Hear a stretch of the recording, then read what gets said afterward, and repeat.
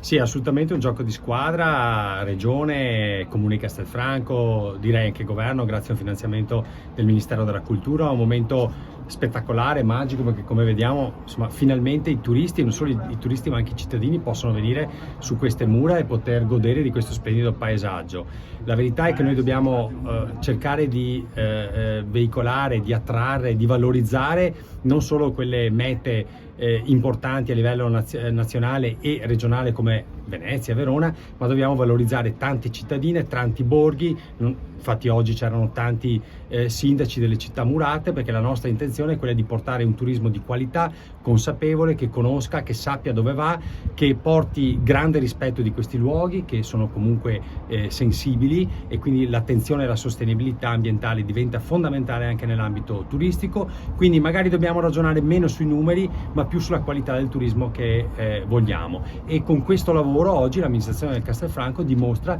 di valorizzare le perle di questa città, tra cui le mura.